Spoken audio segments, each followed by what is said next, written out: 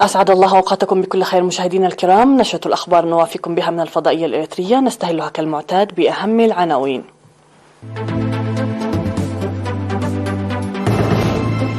دعوة لإدخال الأميين في برنامج التعليم في مندفرة. حصاد مزارع المحتاجين في الإقليم الأوسط.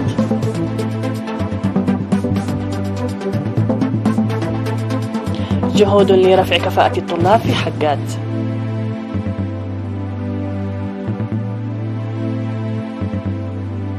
في الأنباء العالمية، الوكالة الدولية للطاقة بحاجة لإعادة العلاقات مع إيران إلى مسارها الصحيح. الائتلاف الحاكم في اليابان يدعو لامتلاك قدرة شن هجوم مضاد.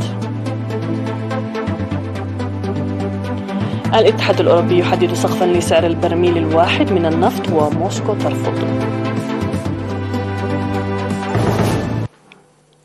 إلى تفاصيل النشر أهلا بكم. دعا مدير مديرية مندفرة سيد هسكياس وهبت لتعاون جميع المؤسسات الحكومية لإدخال المواطنين الذين لم يمحوا أمنيتهم في برنامج تعليم الكبار. وأوضح في الاجتماع التقييمي لبرنامج تعليم الكبار في العام الدراسي 2021 و2022 الذي عقد في الأول من ديسمبر أن على إدارات الضواحي إبداء الاهتمام الجاد لاستفادة جميع المواطنين دون فرز عمري وجنسي من خدمات التعليم المتاحة. وذكر انخفاض نسبة الأمية في المديرية نتيجة جهود السنوات الماضية، ويجب القيام بدراسات للتعرف على من لم يمحي أميته في القرى. وأوضح مسؤول الإدارة والمالية في مكتب التعليم في مديرية مندفرة الأستاذ إفريم أسفها في التقرير الذي قدمه تقديم تعليم الكبار ل 181 مواطن في 5 ضواح ب7 نقاط تعليمية من الصف الأول وحتى الصف الثالث، أنهى 80% منهم الدراسة هذه السنة.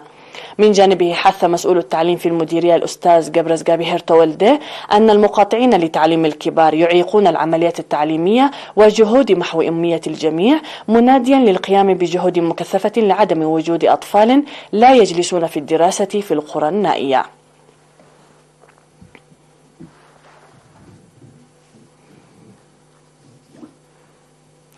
قام أعضاء وزارة المالية والتنمية الوطنية بحصاد مزارع 283 أسرة محتاجة في ضاحية عد قنبلو في مديرية قالا نفحي وضاحية إمبادرهو بمديرية سرجقة في الإقليم الأوسط في نفير نظم يومي 26 و29 من نوفمبر الماضي والثالث من ديسمبر.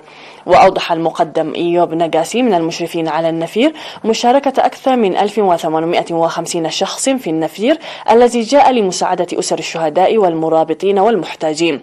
وذكر المشاركون في النفير أن مساعدة أسر الشهداء والمرابطين للدفاع عن الوطن مسؤولية جميع المواطنين، مؤكدين الاستعداد لمواصلة النفير حتى جمع المحصول. وأشادت الأسر التي تم حصاد مزارعها بالعون المقدم الذي يعكس قيم التعاون والتعاضد.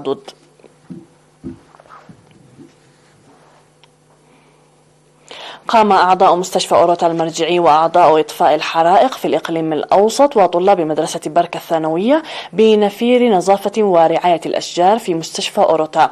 وتم في النفير الذي جرى في 3 من ديسمبر إزالة الحشائش التي نمت في موسم الأمطار ورعاية الأشجار. وأوضح مسؤول الإدارة والمالية في المستشفى السيد تخلى مريم أماري نجاح نمو 95% من أكثر من 800 شجرة غرست هذه السنة والسنة الماضية. وذكر المشاركون في النفير أن نظافة البيئة أول الضمان الصحي، مؤكدين مواصلة النفير بشكل أكثر تنظيما. وأوضح منسقون النفير مواصلة النفير للنظافة وتجميع المستشفى بالحدائق.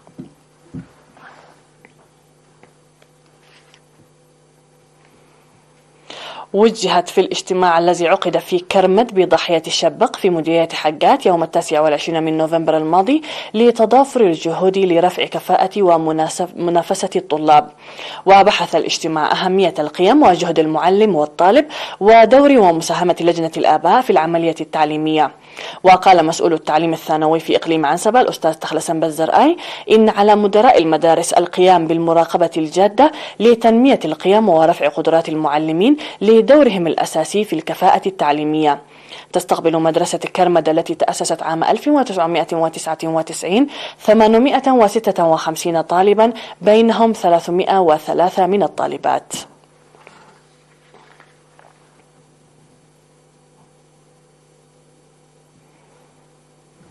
أعرب المستخدمون عن الارتياح لخدمات العلاج الطبيعي المقدم في مستشفى عصب، وأشاروا إلى معاناتهم السابقة للتوجه إلى الأقاليم الأخرى لتلقي العلاج الطبيعي لعدم توفر المعدات اللازمة، معربين عن الارتياح لتجهيز مركز العلاج الطبيعي بالمعدات الحديثة والتي أزالت استخدام الأدوية الشعبية. وقالت خبير العلاج الطبيعي قسانت زقاي إن المركز كان يمتلك سابقا معدات الحركة فقط، وأدخلت حاليا مختلف المعدات الحديثة لتقديم خدمات مصاعب العضلات والأعصاب والعظام والمفاصل للأطفال والكبار. وذكرت أن نتائج العلاج الطبيعي ليست آنية بل تأتي مع الوقت، ويجب على المرضى استخدامه باستمرار، داعية أولياء الأمور جلب أبنائهم ذوي المصاعب في الأطراف وغيرها لتلقي الخدمات.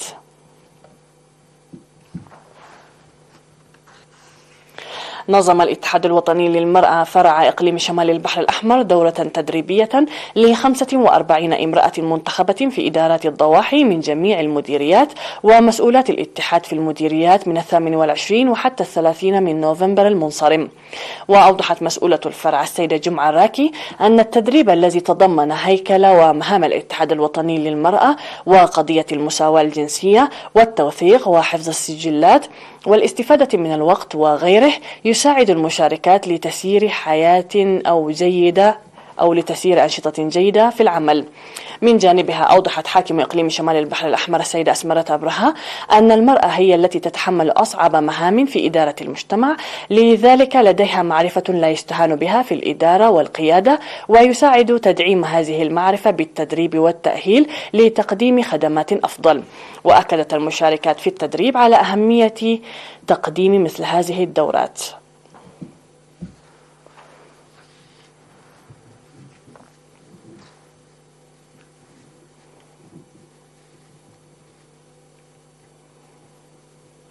كانت هذه الأنباء المحلية مشاهدينا الكرام، فاصل ونعود مع الأنباء العالمية، فابقوا معنا.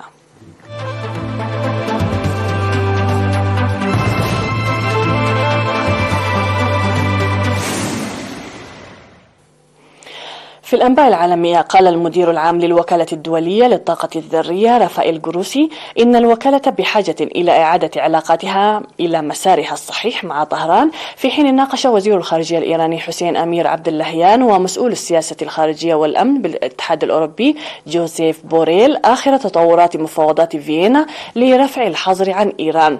وذكر تقرير حديث للوكالة الدولية للطاقة الذرية أن إيران وافقت على زيارة تقوم بها الوكالة في نوفمبر الماضي للبدء في تقديم إجابات طال انتظارها، لكن الاجتماع لم ينعقد حتى الآن.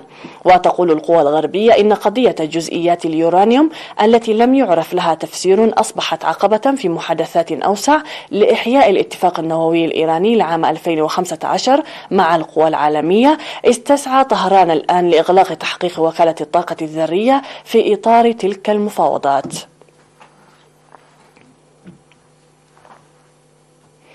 أعلن الائتلاف الحاكم في اليابان أنه ينبغي أن تكون للبلاد القدرة على شن هجوم مضاد للدفاع عن نفسها في حال تعرضها لهجوم مسلح، وهذا يعد أحد أكبر التغييرات التي تشهدها السياسة الأمنية لهذا البلد منذ نهاية الحرب العالمية الثانية.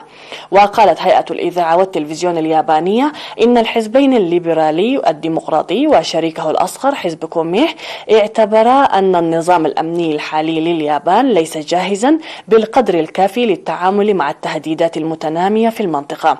يشار إلى أن مسؤولين دفاعيين يابانيين كانوا قد أعلنوا الشهر الماضي أن النظام الدفاعي للبلاد غير كاف لمواجهة هجوم بصواريخ باليستية، ويأتي ذلك على ضوء التهديد الذي تشكله كوريا الشمالية من خلال امتلاكها لهذا النوع من الصواريخ.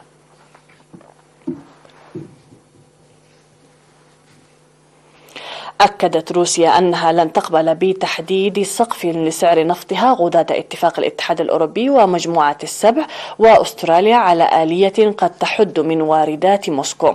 وقال الناطق باسم الرئاسة الروسية ديمتري بيسكوف للصحفيين: لن نقبل هذا السقف. وأكد أن موسكو كانت قد استعدت لمثل هذا الأمر من دون أن يضيف أي تفاصيل.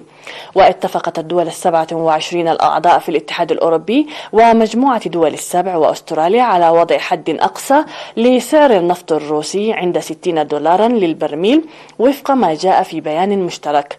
وبولندا التي رفضت دعم خطة تحديد سقف للسعر باعتباره مرتفعا جدا عادت ووافقت على ذلك، كما أكد سفيرها لدى الاتحاد الأوروبي. وروسيا هي ثاني أكبر مصدر للنفط الخام في العالم، وبدون تحديد هذا السقف سيكون من السهل جدا وصولها إلى مشترين جدد بأسعار السوق. في النبأ الأخير، كشفت الولايات المتحدة قاذفاتها الاستراتيجية الشبح الجديدة B-21 ريدر التي يمكن تشغيلها بلا طاقم والقادرة على تنفيذ ضربات نووية بعيدة المدى، بالإضافة إلى استخدام أسلحة تقليدية. وافتتح حفل الكشف عن الطائرة المصممة بدقة في منشأة نورثروب جرومان المصنعة للB-21 في مدينة بالميدل بولاية كاليفورنيا، بينما كانت قاذفات قديمة تحلق فوق حشد تضمن كبار المسؤولين الأمريكيين. وقال وزير الدفاع الأمريكي لويد أوستون خلال الحفل إن B-21 ريدر هي أول قاذفة استراتيجية منذ أكثر من 3 عقود. وأبقي عدد كبير من صفات الطائرة طي الكتمان، لكن الطائرة تمثل تقدما كبيرا على القاذفات الموجودة حاليا في الأسطول الأمريكي، كما أوضح أوستون في كلمته.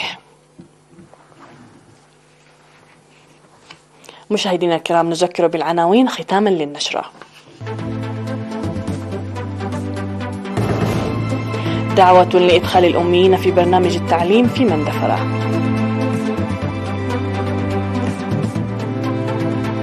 حصاد مزارع المحتاجين في الإقليم الأوسط.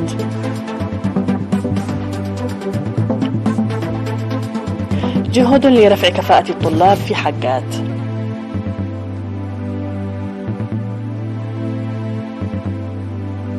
في الأنباء العالمية، الوكالة الدولية للطاقة بحاجة لإعادة العلاقات مع إيران إلى مسارها الصحيح.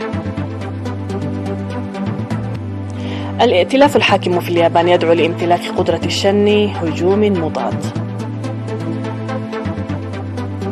والاتحاد الأوروبي يحدد سقفا لسعر البرميل الواحد من النفط وموسكو ترفض. سيداتي سادتي، هكذا نكون قد وصلنا وإياكم إلى نهاية النشرة قدمناها لكم من الفضائية الإريترية. في الختام إليكم تحياتي وتحيات الفريق العامل، نستودعكم الله، إلى اللقاء.